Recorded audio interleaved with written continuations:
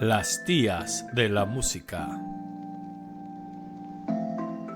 con la participación de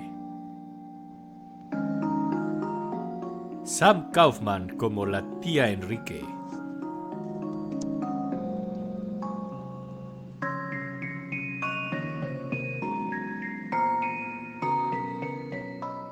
Tom O'Rourke como la tía Pablo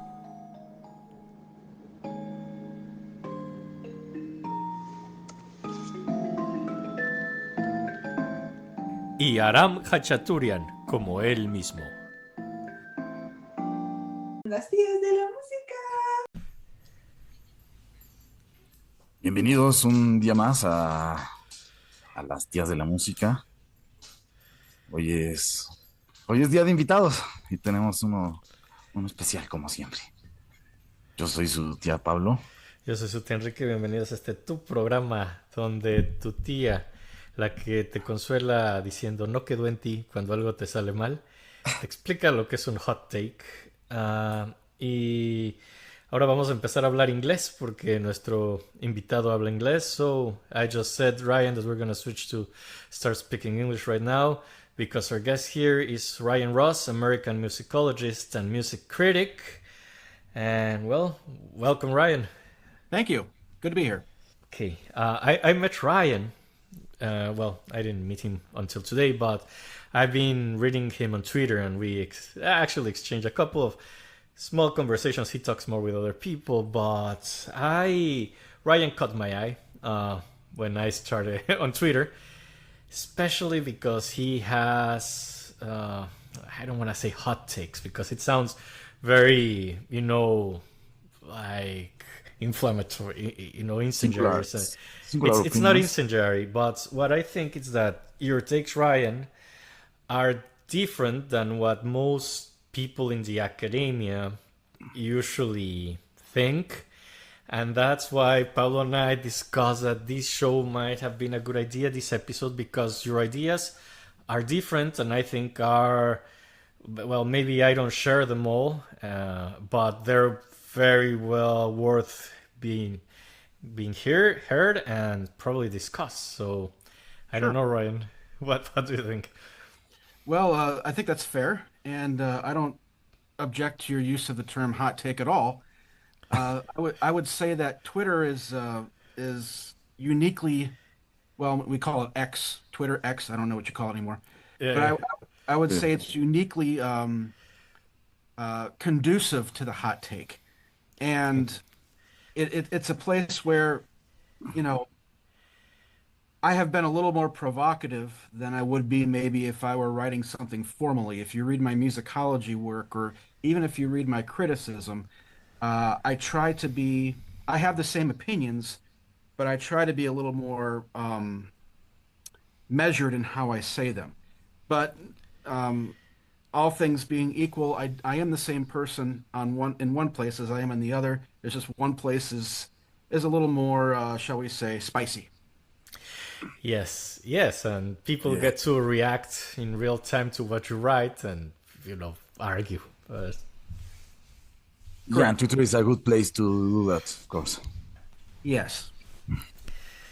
Okay, so talking about hot takes, I don't know if you want to dive right into it, and I don't know. One of the maybe the first one that caught my eye was when you said something that I also thought when I started studying classical music. My view has changed through the years, but what you said, it was my first impression too. You said that Schoenberg was basically, I don't know how, if I'm paraphrasing here, like a mistake on the evolution of music or something like that. That's fair. I got a lot of blowback for that, and I said a lot of other things, just to be fair, and some of them I maybe worded a little, shall we say, intensively. Yeah. But you know, I will say this, to be fair, I do think Schoenberg had a lot of talent. I think he was a very important composer. I think he's definitely someone we should listen to and someone we should read and someone we should teach if we're in a position to teach students. I think everyone should know about Schoenberg. Uh, where I where I kind of get my back up a little bit, or where I kind of push back on the conventional wisdom, is the way that he's traditionally treated in the academy and in music criticism, particularly in the Anglophone world. I don't know how it is in the other presses of the world so much. I have an idea, but in the Anglophone world in the West, he's still very much treated as um, a kind of messianic figure. And I think he saw himself a little bit that way. And I think it's possible to overstate. Um, I think it's possible to overstate his importance, as important as he was. I think I'll just put it that way. And I also Okay. say that he had a very particular kind of talent. And I don't think it's the kind of talent that someone like a Brahms or a Chopin or a Strauss or a Mahler had. I think his talent was more intellectual. I think he was definitely a good musician, but he wrote, he talked, and he behaved like a theorist. And I don't necessarily think that that's always the most important thing. Okay. Okay. Here. Mm, yeah, he's Yeah, definitely same way. treated very, very, very like a very important figure. Uh, Yeah, kind of messianic too, like yeah. maybe the see. But Uh, here there are two ways of seeing it as well, no? That the one who likes this music, or at the beginning, and then when he became a little bit more tonal, Yeah. they stopped liking it because I don't know, because of this idea of breaking the past, no? I But think, I'm yeah, I sorry. think here we see the same thing in Okay. like in Spanish talking places. yeah, it's the same view as in the English speaking world, Spanish. Yeah, they we see Schoenberg in the same way, I think. I would also add, if I may, that for Schoenberg, um, it can be hard to articulate this, and I think music historiography takes advantage of that. But what I'm trying to say now is that, and I've tried to say on Twitter, X, is that I think he had a great facility. I think he had great technical command. I think he was very studied, very learned. There's no doubt about that. He had a first-rate intellect. But I think his purely material invention was not the same kind of invention you'll find with like you find in his contemporaries, especially Mahler and even to a great extent Strauss. I don't think that his feeling for song and dance was as natural and as intuitive as theirs was. And I think that's an important difference. Yeah. Now, talking about his importance, I think he's very important, not just because of, well, not because who he is or what he did or the kind of music he made, but I think his importance lies on the influence he had over the rest of the century. Basically, well, we studied composition in the 90s, and they still taught us how to compose like Schoenberg at some point. Not, it was not our directive. It was not something in our school told us you have to do this, but yeah, it was taught, and it was the well, and this is how you do serialism. This is how you do the rows, which I don't know. It's a very it is important in the sense that it influenced the rest of the century, I think. Well, I would agree with that.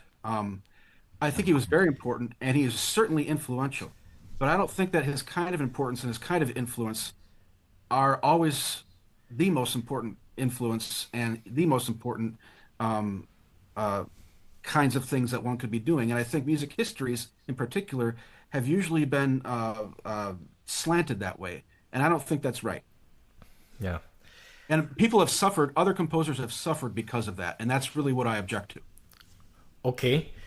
Do you think that Schoenberg is taking the place of somebody else that should be influencing, for example, the 20th century? Yes, I think to a great extent, I think it's better to treat him as one important path, but not necessarily the uh, main way in which the 20th century music was important. Okay. Like which composers would you Well, think he has take places?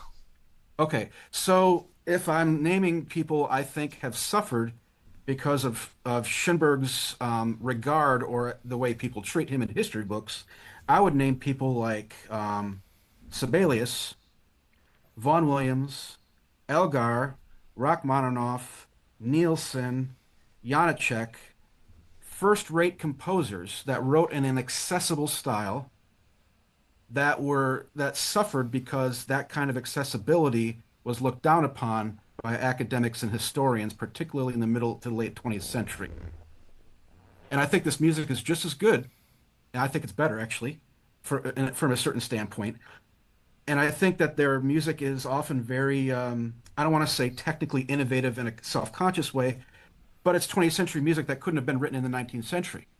But I think this group of composers has suffered because of the people who control the history books and in some cases the concert halls. Okay. I don't know. Because I don't know how to put this, but I see them performed as too. Maybe yeah, they don't. Nobody says in a music school, yeah, you have to study Janacek. That's the way to do the music in the 20th century. And yeah, nobody taught us the way they taught us Schoenberg. That yeah, you have to do the Schoenberg stuff. Is nobody told me you have to do this in the style of Janacek probably, but I think that in the end they won. I don't know people, not the musicians, not the musicologists, not the composers, but the audience. They listen.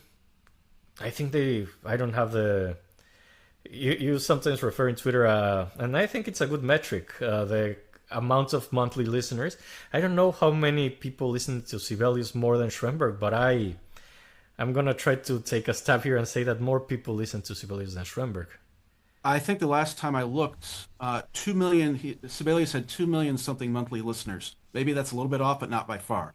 And Okay. Schoenberg had some few hundred thousand, 4, 5, 600,000. Maybe It's not Yes, that much. Maybe it was that's only 200,000. it's not much.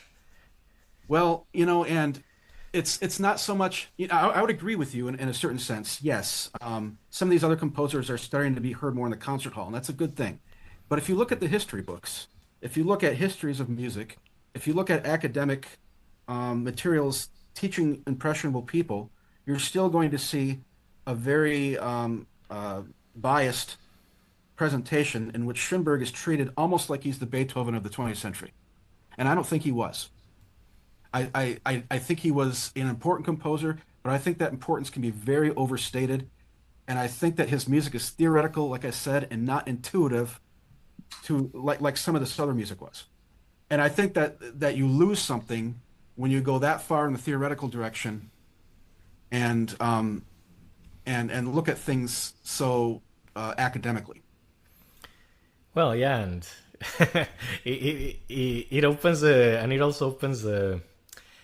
I will agree with you on that, and it opens a door that actually was open to get even more intellectual than he was. The next generation was even.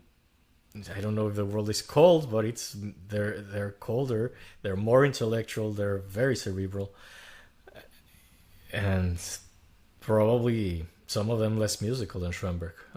Also, I will say, if I may, um, that Schoenberg, if you read his writings and you look at some of the things he was arguing, he was very much into preserving what he understood as the German formalist paradigm, right?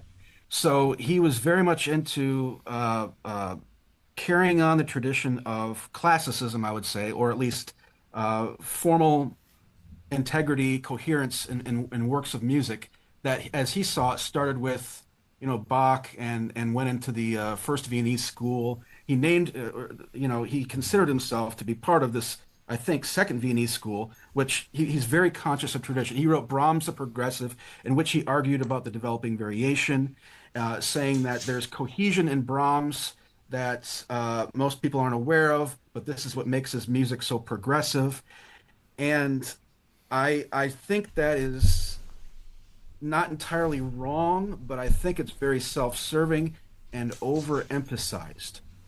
And he said things like, supposedly he said, I have made a discovery, the 12-tone system, which has guaranteed the German supremacy of music for the next 150 years. Yep. And what I really object to about him is this whole attitude of, well, we're smarter than you, we're better than you. If it's art, it's not for all. He did say that. I find that Yeah. off. Yeah, and he was fantasizing about children in the 90s and in the 21st century whistling series, serial music, Right. which didn't happen. But yeah, he was. And he didn't make that much of serial music neither, Like from the beginning, he wasn't so. His approach to his own theory wasn't like ice cold, say in some way. Because I feel that he does have like some musical melodic in his head that he was trying to do in the majority of his work for me. So I Yeah. think that Go he ahead. wasn't that loyal to his own theory. But yeah, it's true. I think that the theory was very important, and it is very important for the development of something that comes after. But I do agree with Enrique that in terms of places to hear it, like in concert halls or to hear it alive music, it is more difficult to find where to hear Schoenberg. Yeah, it's only in specialized festivals that they play. Yeah, because nobody will go. Maybe. I don't know. No. I'm not sure if it's because nobody will go or because nobody puts the music there. Well, and that speaks to something interesting because he seemed convinced, or at least some of his followers and academic admirers, for a long time in the 20th century, seemed convinced that that was the way that music should go. And they made all these predictions about the future that turned out not to be true. Like the American critic Henry Pleasant said, history fooled the experts, and it fooled them in the usual way. It didn't repeat; only the experts repeated. And I Okay. just would like to see a little more humility from some of the academic and critical classes about that, and a little more reflection about some of the predictions and some of the value judgments that they make, which I tend to take issue with sometimes. Now, there's something that uh, I don't understand, and I was thinking about our conversation, and I knew that we would come to this point, but the thing I don't understand is why. Why does the academia? Why you say, hey, we treat Schoenberg as this almost messianic figure of the 20th century, the most important innovator, whatever, but why? Who profits from it, to put a word into it? It's we I was telling Ryan about our composers World Cup. Sometimes people would get mad when their composers lost, and they would be angry at us who just organize it and count votes honestly and say, hey, this is rigged because you didn't want Vivaldi to go to the next round, you were supporting Debussy. And that's my question always. Why would somebody do that, right? It's the same thing here. Why would somebody be interested in enshrining Schoenberg in such a position? Yeah, well, I think, and I've talked about this on Twitter too. I think that what we have here is birds of a feather. You ever heard that expression? Birds of a feather fly together. Uh, Okay, yeah. People Yeah, who yeah. have affinities with each other attitudinally, uh, you know, tend to reinforce each other. I think academics, too many of us, and I'm including myself in this, too many of us like to think that we're more important than we actually are. Okay. And we overrate our place in society. We take the very circumscribed set of skills that we have, and we use that to boost ourselves artificially beyond what we're actually really good at. And I think Schoenberg was one of those people. And I think there's a natural tendency for us to look down on people and pontificate to people who might not belong to our group or have those skill sets. And this is another thing that I take issue with on Twitter is the snobbery in classical music. Oh yeah. And I I push back against that a lot, but I think to answer your question further, I think academics see themselves in Schoenberg because he was an academic basically. And they say, well, we know a lot and we are going to dictate what's important, and the rest of you may not know as much as we do, and you better agree with us because, in this sense, we're better than you. I'm simplifying, of course, but you see that in Schoenberg's statement. If it's art, it's not for all. Well, why not? Why not? Bach would never say something like that. Yeah. Beethoven came close, but I don't think even he would go that far. Lots of composers in the past, even if they created very clever things, would not say that. And I think that's a mistake to think like that. Yeah, and it's a symptom of the century. High art, to call it something, getting farther from the people and what people listen. Maybe we reach the point where where classical music is further from popular music. I don't know. In some I don't know, in some composers, there are the ones that actually embrace the similarities, and you cannot even tell what's high art and what's not. But yeah, on Schoenberg's school of thought, yeah, it's very far from the audience. I think it's very, very removed. Well, in his regard for Brahms, I talked about before, one thing that maybe he didn't emphasize quite so much, I'd have to go back and look, but I don't remember him doing so, was that Brahms was a big fan of popular music, of the music of the masses. He loved waltzes. He loved dances. He loved folk music. He loved drinking songs. He loved to have a good time. And you can hear some of these styles repeatedly in his music. You go to Chopin, a composer who's treated as being, harmonically and chromatically way beyond his time. And he was. I'm not saying that he wasn't. But Chopin was rooted in the folk dances and songs of his native Poland. He would go out into the countryside and have fun when he was a kid and hear all these things that would be very important for his own mazurkas and his own piano works. I mean, he was someone who was rooted in his culture. And I think we should get back to that sort of thing rather than look down our noses at people we consider to be of a more popular stripe versus, and again, this attitude probably is more common in the 60s, 70s, and 80s, but I still smell whiffs of it in music criticism today. Yeah. Well, I think that, it's a pendulum like everything. I think it's turning towards more popular music. The music that, I don't know if Pablo agrees, he was more into composition. The music you could write when we were in music school, it's not the same music you can write now. Now you can write again something not as cerebral, I think, and it will be played in a contemporary music festival probably. Maybe not as noisy, but I believe you need to have a little bit of theory for they accept your proposal. Yeah. Always, like, it doesn't need to sound as fucked up, but but it needs to have like a big theory, because I don't know, the theory. Do they need a big theory? And I was thinking actually what you say about Bach, and I'm not that convinced that maybe. I don't think he was making music for the people, because he was making music for God. He was a church. He was making church music. But just for church people, no? Like studied with, church, there was people with studies. I don't know if he kind of make music for people who knew music in a little, in a way, because it's really complex. He had. Can I respond to that? Yeah, please. Yeah, please do. First of all, I agree with you that there needs to be a theoretical grounding if someone's going to try to write, artful music. I think I would agree with what you said in terms of needing a balance, right? About Bach, he's often what you just said is something I often hear on Twitter.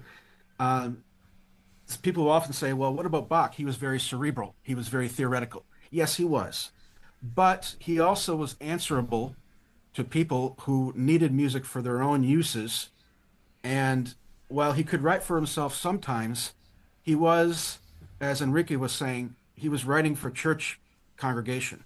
He was writing for a non-professional employer in I believe in Köthen.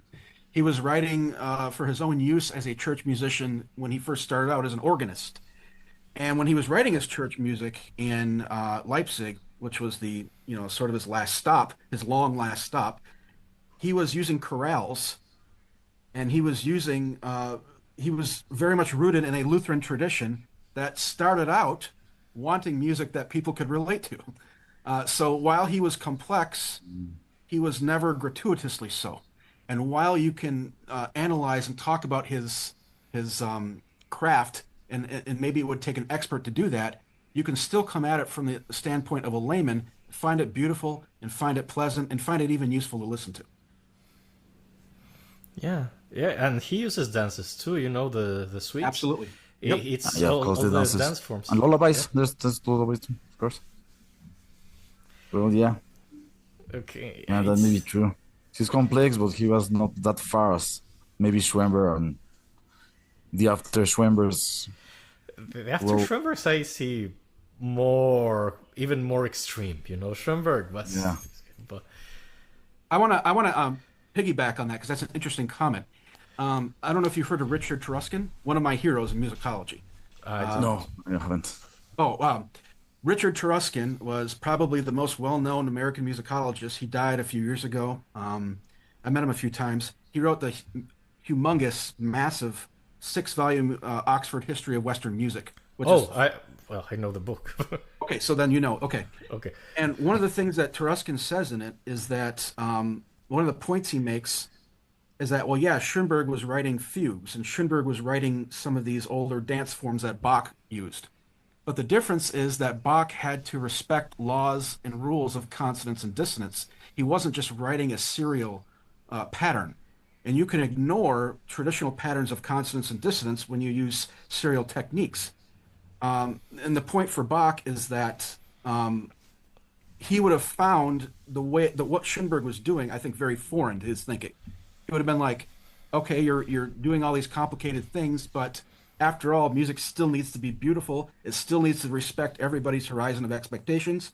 It still needs to be something that people can relate to if you're going to make it in a society in which I work.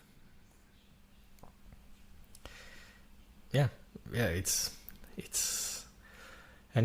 very closely related to the function of music. What are you making this music for?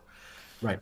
Right, and that's the question too. Bach was somebody that had jobs. He had jobs. He was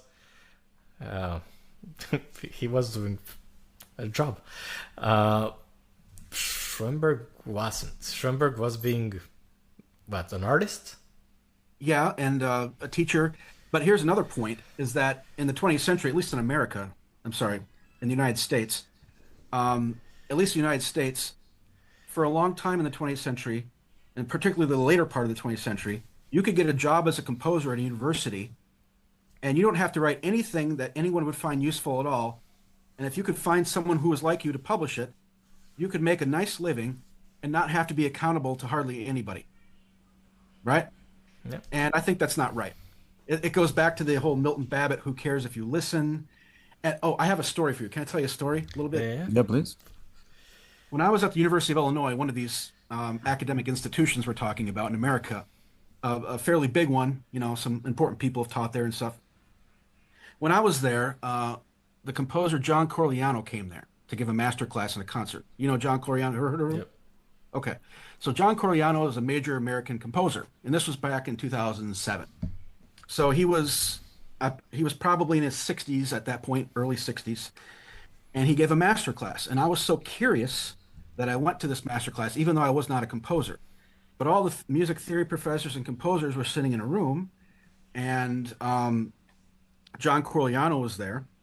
And one composer student after another got up and they played the composition, and Corigliano gave remarks on the compositions. Most of them he found uncongenial.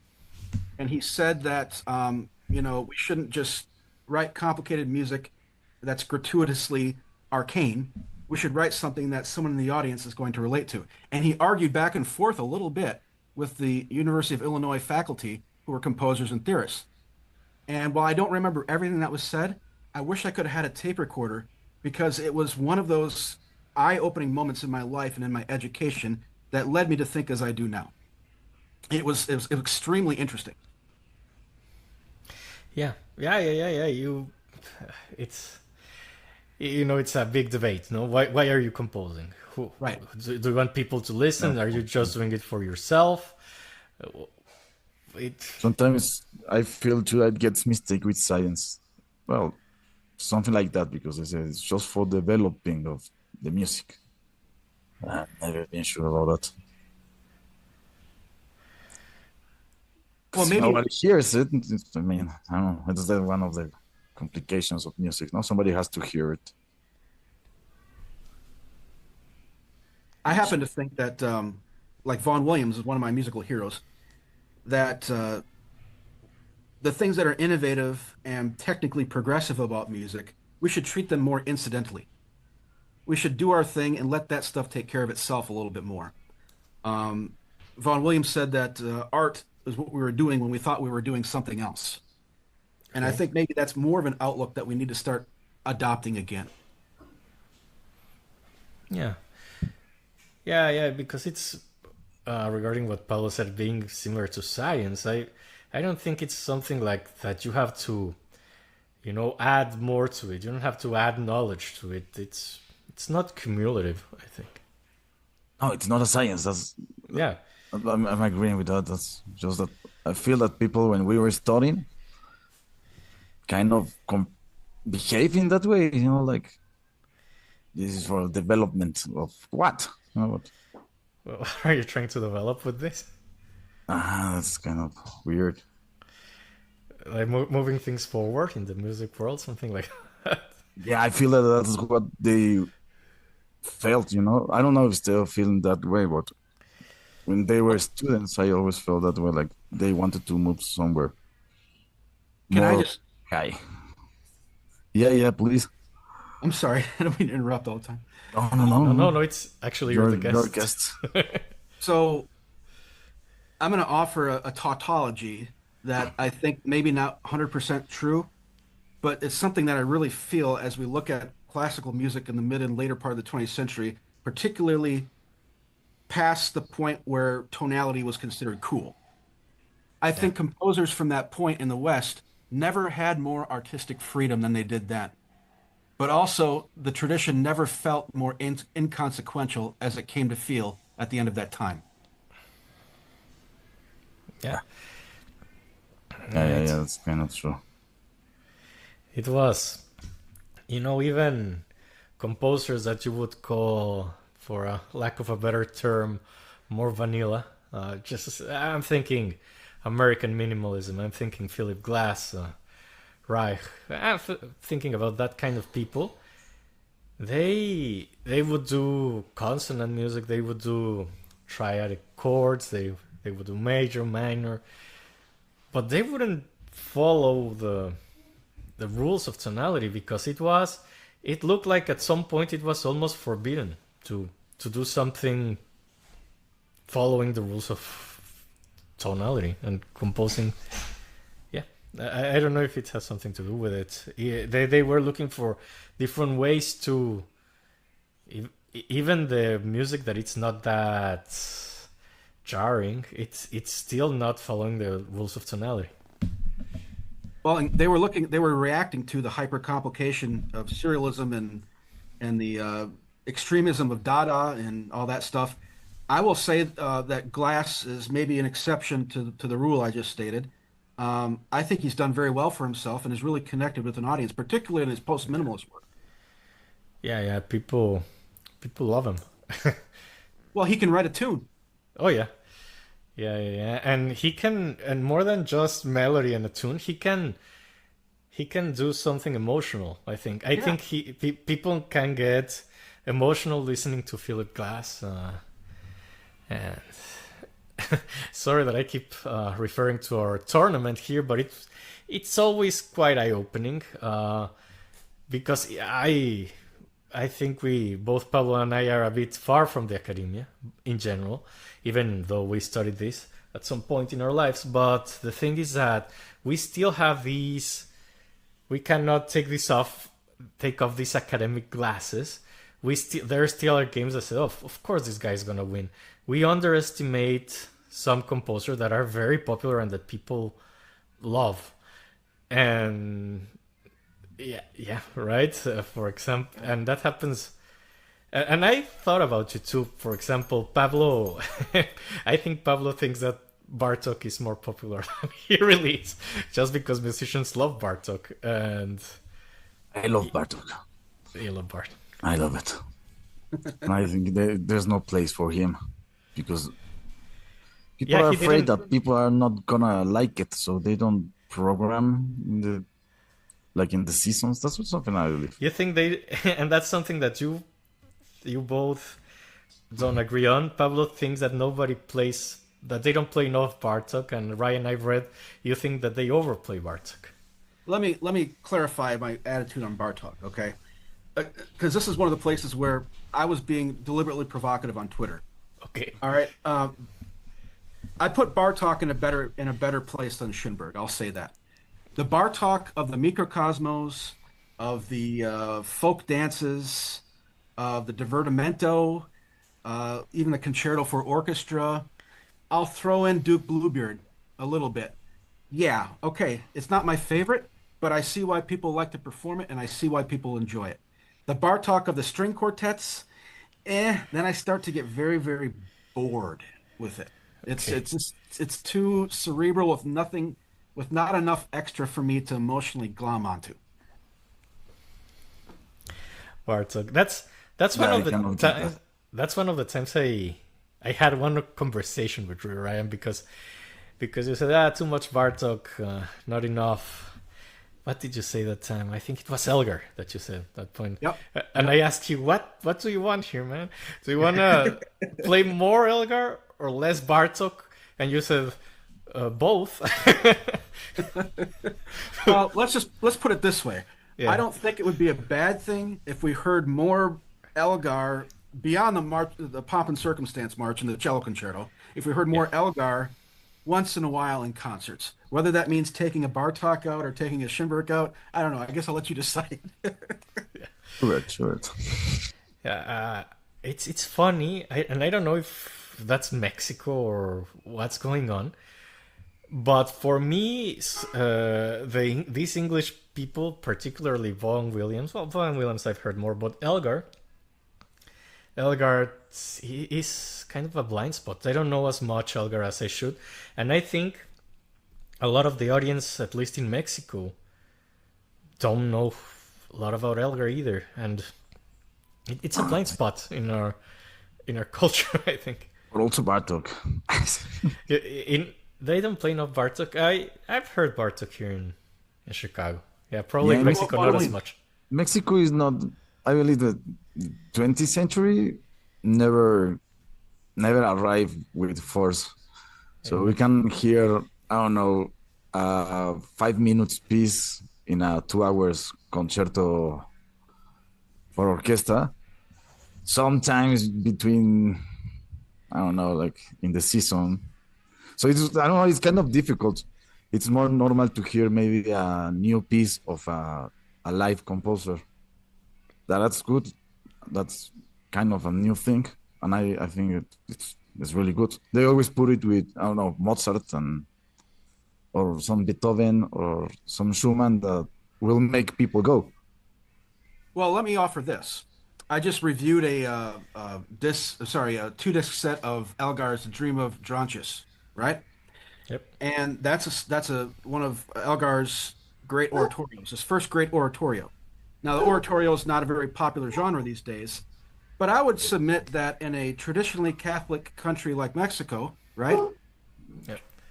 That maybe that's a very Catholic story. Maybe that's a cultural point of contact. It's about a man who's dying and goes to the afterlife and gets judged and then has to wait in purgatory in order to go in order to go into heaven. That's the whole, and the existential dread of that whole work and the emotion, very touching. No matter if you're Catholic or not, I'm not, but and I don't subscribe to that theology, but I found the work extremely powerful once I bought into the premise of what Elgar was doing. And I think maybe something like that could have the potential to go over well in certain other places. Yeah. Yeah. You know what I was thinking is maybe there's not enough Elgar, there's not enough 20 music. What I think that is overplayed is the classics. I will prefer they will keep the classics just like for the opening of the season and maybe for the close and let more music be heard. That's my opinion. Too much Beethoven, too much Mozart, too much of the ones that everybody loves. Because I understand everybody loves them because they're great, but I Well, don't here's know. another I have to composer. hear something else. Here's another composer that's not played very often in a lot of places, and it's just recently started to be discovered. Carl Nielsen. Oh yeah. We we did Oh, a whole episode about him. I love Nilsson. of who? Well, Nielsen. Ah, Nielsen. Ah, of course, yeah. Love if it. you read his and I'm a musicologist, so I like to read, but if you read his memoirs, or sorry, his writings on music, not his memoir, that's a separate text, but if you read his writings on music, and there's a chapter in it called I'm sorry, the book is called Living Music, and it's a collection of his essays. And there's a chapter called, I think, The Fullness of Time, I want to say. I don't have the book in front of me, but I think that's right. And one thing he says in there, he talks about modern music, and he said even back then people are getting too much into the weeds. He didn't use that terminology, but too self-conscious about what they're writing. He said we should go back to having a servant's heart. Composers should seek to serve the societies who make their livelihoods possible. I think that's a very healthy way of looking at things, and maybe more of the academic West needs to get back to that. Yeah. Yeah. Yeah, I agree. And probably that sounds scary because only the most skillful composers can grab the attention of the audience like that. But I think that there are some new composers that actually do it, I would agree. and I'm very happy about it. And I would like them to be performed more often. Can I say one more A lot thing? of music. Yeah, yeah, yeah. Yeah, please. Another thing that you find on Twitter, X, is some people sneering at film and video game music, Oh, you yeah, know? yeah, yeah. And to me, I think this is a horrible mistake. Well, it doesn't have development sections. Well, you can listen to it with half your attention. So what? So what? Right? This is the kind of music that was always written in the past. What do you think dance music was back in the day for parties? Tafel music by Telemann.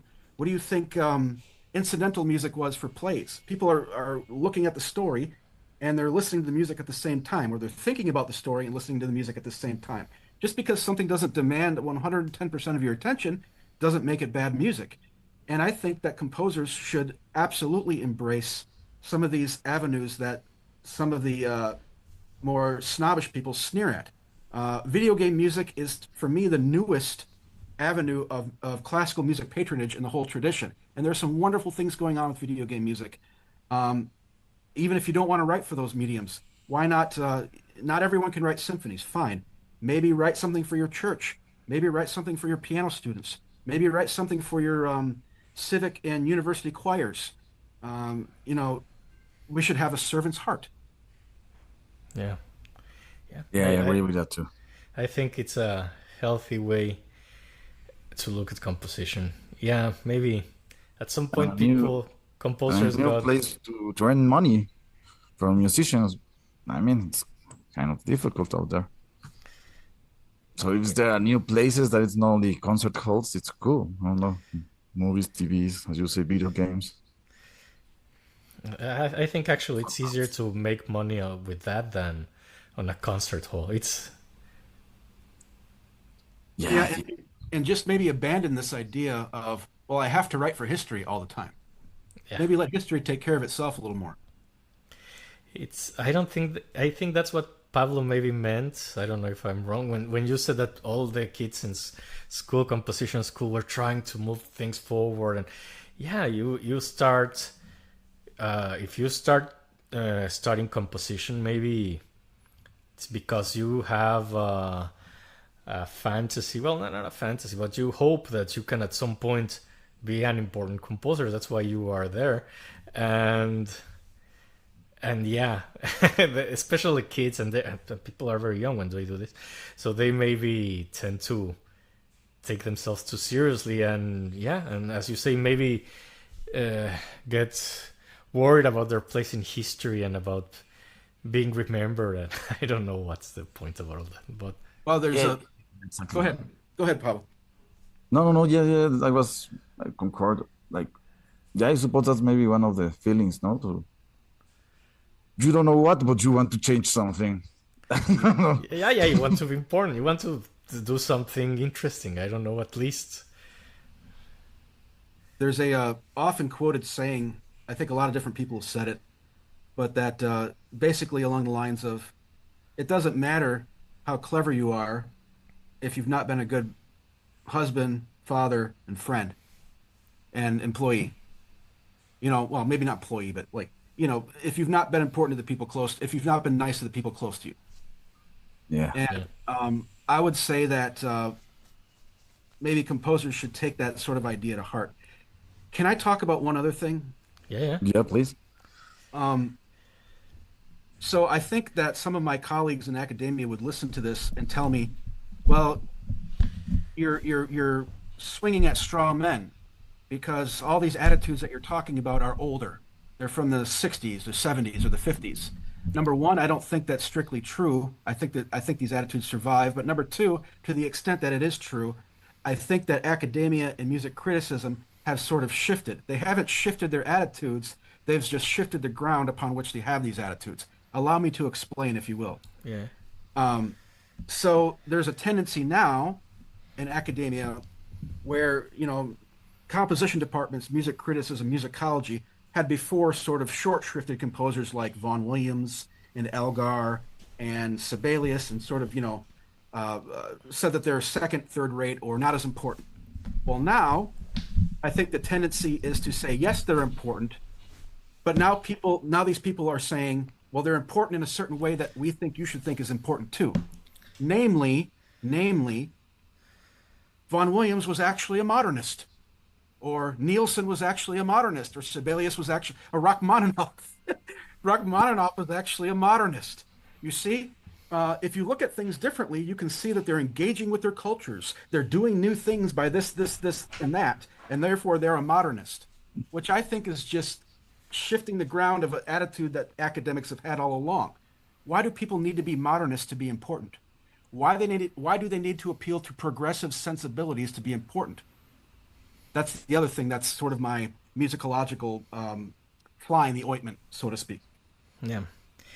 Yeah. I remember that, and there was always that talk in school, right? How does this innovate? Well, maybe it doesn't. So what?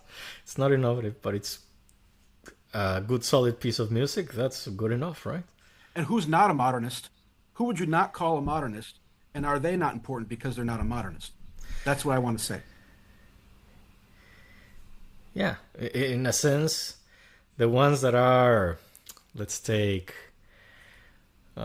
there's this other tendency of composers going back in time and rescuing things. I don't know, I would say who, like Arvo Part, for example, taking old concepts and maybe taking some, getting some tricks from the organum and medieval music.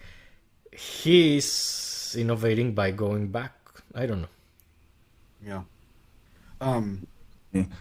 And maybe I was thinking because I do like that there is a tendency to that makes things I don't know, like, well, maybe don't like is the word, but I think it's necessary to have the wing super cerebral, and but the results, I don't know, I was thinking like the after Schoenberg's are very close related to some other composers like from the electro music that make noise, but the way they approach to that music wasn't in the way of I am better than all of you because I'm thinking weird stuff, but more like this sounds kind of interesting. Let's just play and make something weird.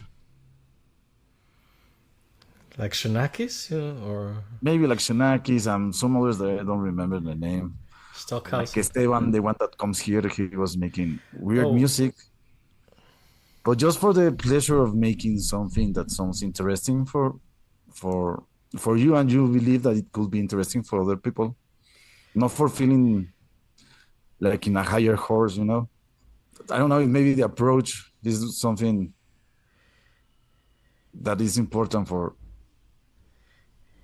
respect. I don't know.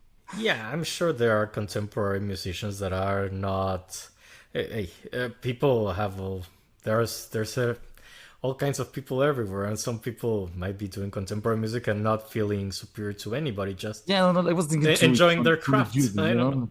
Sonic Youth was a rock band making something that sounds just like academic music at the time, Yeah. but they didn't have that kind of respect or loyalty to higher higher places. I don't know. That's a very good point. I think you're absolutely right. And this is something I've had to sometimes backtrack on Twitter. Maybe some people really like this music and they really want to create it. Would you say that they shouldn't? No, I wouldn't say that they shouldn't. I would say though that we should be honest. They should be honest about themselves, about what they're doing. They should be honest about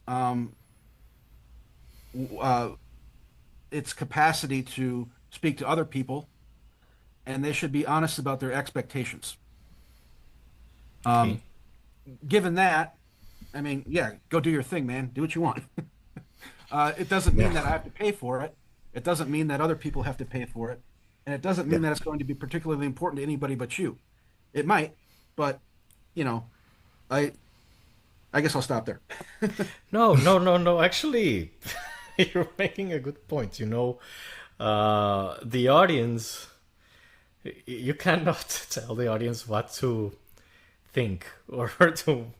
There is an audience, and the audience, and as you say, history takes care of itself.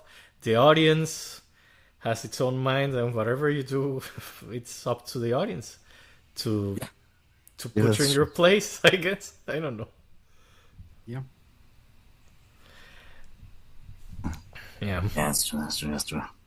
The audience gonna decide if you live or you die.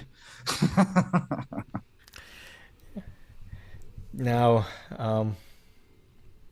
Wanna put another another hot spot or something else? Because another this hot was the take. ones. This was the ones that Enrique talked me No, about. I think from what I read, and I haven't engaged with you, Ryan, on this, but I think the probably the most polemic thing that goes against all the instincts the academia has now is talking about women composers, and I think that's the most polemic one. I From see. You want me to talk from about women composers? yeah, I don't know. Do you want to? From what I've read about from you on Twitter, I think it's a very hot take. Okay. How do I say this delicately? Because I do want to be delicate. I'm not, I don't think of, well, okay. I've been getting myself into trouble here. Um, as soon as I say something like, I have no objection to women composers, I sound like this, Yeah, this jerk, you know? yeah, it doesn't sound nice. Yeah, It doesn't sound nice. yeah, Uh, What I'm trying to get across is, um, I want to be honest and I want to be gender blind. I want to be. That's my ideal. I think a good piece of music is a good piece of music, no matter the plumbing, the gender, the hair color, the race, the anything of the person composing it. If it's a good piece of music, it's a good piece of music. Um, and then, I'm conscious of the fact that if I start saying things, well, some of my favorite people are women, and some of my favorite, composers are women, and it just sounds it sounds bad. And so I'm not going to say that. What I'm going to say is that there's plenty of music by men that I find boring, that I find offensive, that I find uninteresting. And there's been plenty of music by women that I've listened to who happen to be women that I found the opposite. And that I've also found boring. Okay. So I guess what I'm saying is if you read my reviews, if you read my reviews on Classical Candor, you're going to see, if you read my blog, you're going to see that I judge people on the results. I don't start from the premise that this is going to be good music because you're a man, this is going to be good music because you're a woman, or this is going to be good music because you're whatever. Yeah. As far as the experience of the music, I'm sorry, but I don't care. I just want a good piece of music, and I don't care who writes it. And you'll see that I praised a lot of music by people who happen to be women. And you'll see that I've praised and criticized a lot of music by both women and men. Is that a fair way to put it? I mean, I don't know. This is such a contentious topic. And if you say something that's a little bit a little bit off of the current progressive, dare I say, woke ideology, you sound like the biggest reactionary the world's ever seen. Yeah. And I just find that objectionable. Yeah. That was delicate. Yeah, that was a very good way to put it. I think it's reasonable. I don't know. My way to think about it, I think something very similar to you. The only instance where I think where I see a point in, for example, we know of these. There's some very serious people doing very important and serious efforts in promoting women composers' music. Yeah, you can say, well, why? We're trying to be, as you said, gender blind, probably. But the only thing that the reason I see that this is important and it's good, it's because of the fact that although now we can listen to anybody we want to listen, and women composers are, I hope, being treated as fairly as men composers or whatever, I think that in the past that hasn't been the case. And it's funny that you happen to be our next episode, because our last episode was about a woman composer, Louise Farranc, right? So and that's why that particular episode, and it's very fresh in my mind, we recorded it last week, she didn't have the opportunities, and they didn't let her go to the conservatory. They wouldn't play her music in the orchestras, wouldn't play her music. It was because she was a woman and people wouldn't let her do her thing, right? So and that's just one of the many cases, right? Sure. For example, one of my favorites, Lily Boulanger, she won the Prix de Rome, the prize, and she was amazing, I think. But yeah, I agree with you. Now we have to listen to it. Good music is good music, but I think that in the past they haven't given their first shot to do it, to be heard, at least. Yeah, maybe not just yet. Not yet. You think they are not given the same shot yet? I think not just yet, but I agree with Ryan in this. When I listen to music, I don't care about nothing. I just listen to the music, and if I like it, I can analyze it, and if I like what I analyze, then maybe I find out who made it, or what made it. I don't know. But yeah, that's true. Maybe we are not just there, where everybody has the same kind of facilities. Can I Yeah, say yeah, something yeah. more Please, about this? please. Have you heard of Charles Rosen? Yeah, Okay, so he's a pianist and a musicologist, right? yeah, yeah. So he wrote books, an important book on the classical style that's still widely read. And he also wrote another book that's pretty important called The Romantic Generation, where he talks about romantic music and music, particularly by Schumann, Mendelssohn, Chopin, and Liszt. I think there's maybe one more, maybe Berlioz, I can't remember. He says this in the preface of his book. He says that women were harshly excluded from history, and attempting to bring them in uncritically and naively back into it neither does them posthumous justice nor acknowledges a difficult reality of their lives. I wouldn't put it so harshly, but I do want to say that yes, it is to anyone with any sense of fairness. Absolutely, women have been denied opportunities. They've been denied um, the chance to be trained in music as composers, the chance to develop their gifts. I think this is terrible. At the same time, we cannot turn the clock back and make it otherwise. And while I'm for, getting to know neglected composers, yes, neglected women composers, I support this. I worry that we are using this to crowd out other music that deserves to be heard. Like having a number, I don't know, Well, for like a instance, political, like in an office, like we need 10 women here, something like that. I just saying like Yeah, like well, quota. I, I'm not, I'm not, I'm not asking for a quota, but let's just take an example: Florence Price, Okay. right?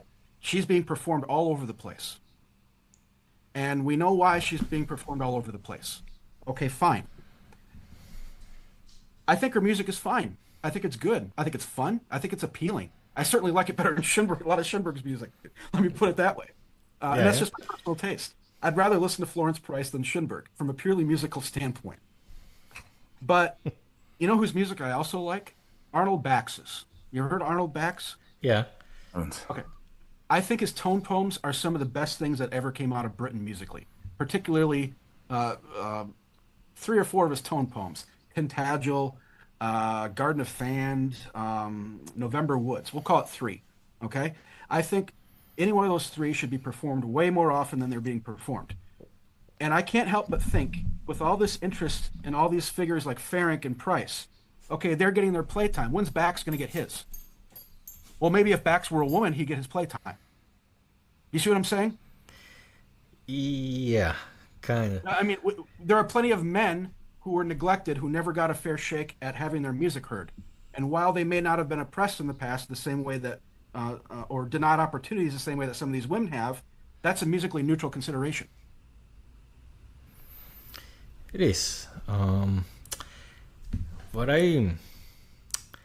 But I don't know if it's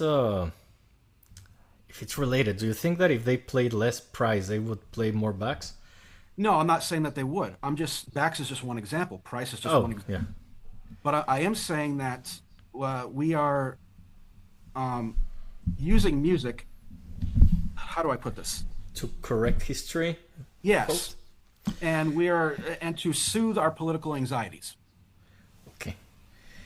And I think that can be a little bit that can lead to problems, and can lead to other unfairnesses to replace those you're trying to amend. Okay. Again, like it almost seems like for some of these people, the music doesn't matter. Yeah, I see your point. For example, the ideal would be to bring back music from people, I'm not saying any gender, in the past that has been neglected, if it's good quality music. And that's But it. we're not doing that in this particular topic. We're not doing that. We're going with the non-musical element that elicits sympathy, apart from the question of whether what we're listening to is good music or not, or something that's worth listening to. Is Florence Price's music worth listening to because of her demographic, or is it worth listening to because it's actually music that interests us and holds some other meaning for us? I would say that I wouldn't say that her music completely stands on its own. I would say that I wouldn't have known her music if it wasn't for her demographics. And that's fair. But I mean, how But much? now that I hear it, I do love it. I like it. And I'm saying other composers should get that chance, even if they're not women. Oh yeah, yeah, and I agree with that too. Uh, I hope I didn't sound, you know. No, and I think you make a fair point that can make a lot of people angry, by the way. But And as soon as I say that, people are going to get angry. But I don't really yeah, mean it in a malicious way. yeah, because I think people would get angry at this because they are doing something that I think it's good and that they think is good. That it's saying, hey, these people, you maybe would never hear of this composer, of this female composer, if I don't bring her to the forefront to let you hear it, which I think it's great. I think they're doing this, and I think it's great because it's a good chance to listen to good music. I wouldn't take that away, but I would definitely do that for some male composers too. Bach is, as you say, it's just one example. Uh, There's one. I'm sorry. Pablo knows that I live in a crusade to make people listen to Vicentino, who is a dude. but but yeah, but that's how it is. Well, and also, there's a composer named Helvi Leivska. I can't pronounce her name. She's she's Finnish, and I don't know how to pronounce her name. But I reviewed one of her records, sorry, CDs, I think a Okay. couple of years ago for Classical Candor, and I thought it was really fine music. And one of the things she said, one of the things that I read about in the liner notes to this recording, it's on BIS. Um, Someone asked her, "What's it like to be a female composer?" And she said, "Well, I don't know because I've never known what it's like to be a male composer." And I thought that that response was refreshing. Um, and here is someone who's saying, "Look, I wrote some music, take it for what it is, and I hope you would find it interesting music, apart from any other question." Yeah, Gubaidulina said something similar, that she wanted to be a great composer, not a great female composer. Well, Similar. there you go. I don't care for her music, but I think that's a great sentiment. Yeah, yeah. It's it's tough music, but yeah, she was trying to be a great composer, who happens to be a woman. And also, I just want to say in this topic, um, one female composer's music I really love recently is Marie Awadis, Awadis. I put her recording on my favorites list in my 2025 favorites for Classical Candor, but actually her CD came out in 2024. It's a bunch of etudes. Etude mélodique is what she called them. Melodic etudes. I think there's 12 of them. And I said on my blog, and I said on Classical Candor, that this is some of the most appealing, most bewitching contemporary music I've heard in recent decades. And can I just tell you, Yeah, just to put it bluntly, her gender does not matter to me. She wrote really interesting, touching music that I find appealing, and I hope people take up and play everywhere because I think it's great music. That's great. I didn't know her. we we just had in this tournament we did. Uh, we have a Mexican composer, Gabriela Ortiz. She was very well liked, right, by the people. I like her. I like her. Oh, Very good. that's great. Maybe I should listen to her music. Another thing too is I grew up playing Nintendo a lot. I played Castlevania. I played Mega Man. I played Final Fantasy. Right. Well, Final Fantasy is by music is by Mei Nobuo Uematsu. Right, Uematsu. But when I was a middle school, Castlevania is one of the reasons I got into classical music at Oh all. well.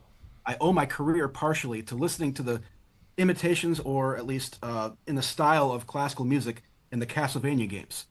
I didn't know till much later that a woman wrote a lot of that music, and I think it's great music. And I guess in an ironic sense, I owe the start of my career to a woman composer because she really wrote stuff that you know was appealing to me, that is important to me culturally, and that really got me curious about classical music to begin with. So I guess It's if you great want, music. it is. Castellano music It's is wonderful amazing music. music. Yeah. So if you want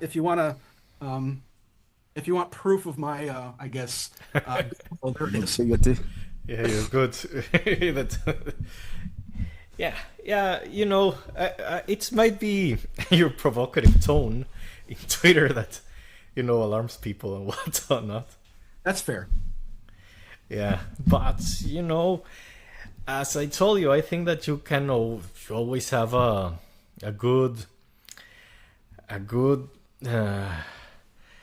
how to say, good reasons behind and solid reasoning, and you're not just saying crazy stuff to alter people. You have solid ideas behind it, and fair judgments, I guess.